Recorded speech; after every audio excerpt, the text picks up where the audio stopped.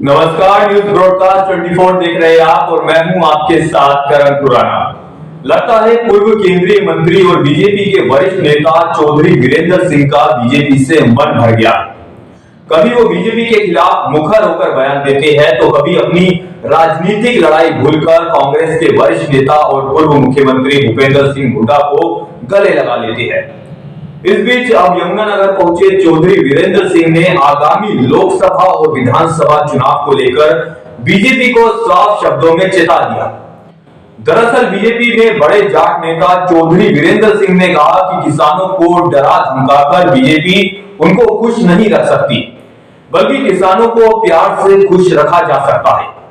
वीरेंद्र सिंह यही नहीं रुके, उन्होंने साथ ही कहा कि किसानों के संघर्ष को देखते हुए प्रधानमंत्री ने भी कहा था कि मेरी शक्ति और तपस्या में कमी रह गई थी, तभी तीनों कृषि कानूनों को वापस लेना पड़ा। आप भी सुनिए वीरेंद्र सिंह का ये पूरा बयान। ये तो और आप सारी बात क्यों करवाते हो? 13 महीने के एजिटेशन ने ये बता दिया कि प्रधानमंत्री जी ने खुद कहा कि मेरी भक्ति में कहीं, मेरी तपस्या में कहीं कमी रही है, और मैं किसान वर्ग के एक सेक्शन को,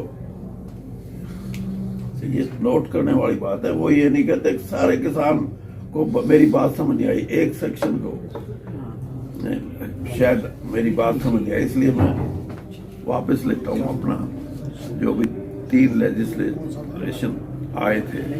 तो ये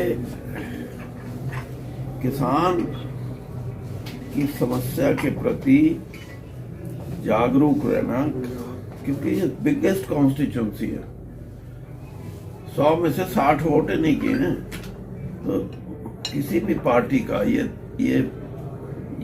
जरूरी है कि उस पार्टी को कि वो किसान से एक ऐसा राब्ता कायम रखे, उसको खुश रखने का, उसको डरा के नहीं। आप कुछ कर सकते हैं, हाँ, उसको खुश करके तो आप उससे वो कब लुट जाता लुट जाएगा, लेकिन डरा के नहीं। और ये बात राजनीतिक तौर पे हर आदमी को समझनी चाहिए, चाहे किसी भी पार्टी में है।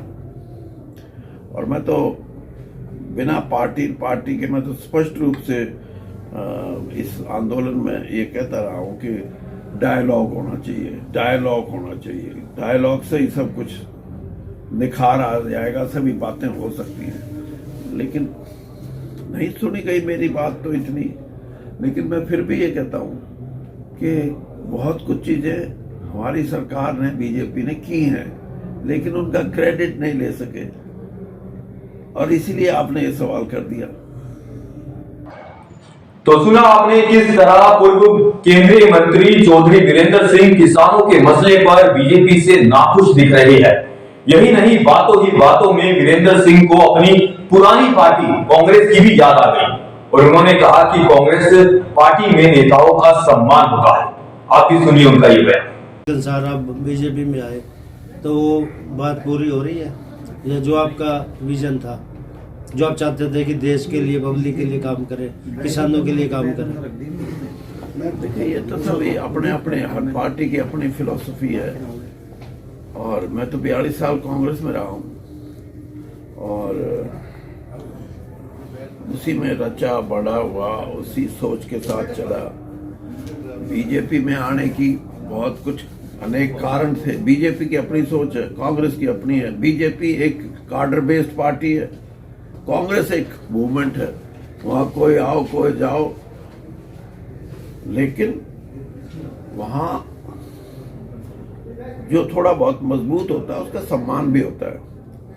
कार्डर बेस्ड पार्टी रेजिमेंटेड है, चाहे वो सीपीएम है, सीपीआई है, बीजेपी है, ये केजरीवाल वाली भी क्या नाम है उसका, आप पार्टी है, वो जयललिता वाली एआईडीएमके है। ये पार्टियां जो है ना, इनका सारा मतलब सारी पकड़, या जिसको ये कहते हैं कि यही सब कुछ है, वो अब मानते हैं हमारा वर्कर है।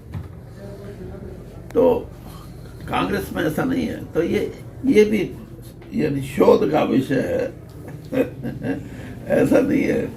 हाँ, उसके भी कुछ फायदे हैं, इसके भी कुछ फायदे हैं, लेकिन मेरे जैसा आदमी बातों से पीछे नहीं हटता। मैं समझता हूँ इन बातों को कि मैं तो यहाँ तक कहता हूँ कि जो एंटी डिफेक्शन लॉ है उसमें भी अब संशोधन की जरूरत है। भाई पार्टियों के गुलाम थोड़ा बन के रहना है। किसी आदमी की अपनी पर्सनल लिबर्टी भी है, उसके अपने व्यक्तिगत ख्याल हैं, अपनी व्यक्तिगत सोच है, तो उसको उन चीजों को एक्सप्रेस करने का मौका मिलना चाहिए। और एंटी डिफेक्शन एक्ट जब लागू हुआ था उसके कारण थे, वो कारण आज भी है, आज भी उसी तरह। यानी आज सिस्टम बदल गया कि आप को किसी का डिफेक्शन करवाना है, उसको कहते हैं कि अच्छा आ जाओ, इस्तीफा दे दो, फिर हम अपनी पार्टी से लड़वाएंगे आपको। ये आपने पूर्व केंद्रीय मंत्री और बीजेपी के वरिष्ठ नेता चौधरी वीरेंद्र सिंह को सुना, जो किसानों के मसले पर बीजेपी को खरी खरी सुना रहे थे तो कांग्रेस की तारीफ भी कर रहे थे। फिलहाल चौधरी वीरेंद्र सिंह की तरफ से लगातार जिस तरह के बयान सामने आ रहे हैं, उससे लगता है कि उनका बीजेपी से मन भर चुका है और वह आगामी विधानसभा चुनाव से पहले एक बड़ा सियासी भूचाल ला सकते हैं। फिलहाल के लिए इतना ही। ऐसी ही तमाम अपडेट्स के लिए देखते रहिए न्यूज़ ब्रॉडकास्ट 24। नमस्कार।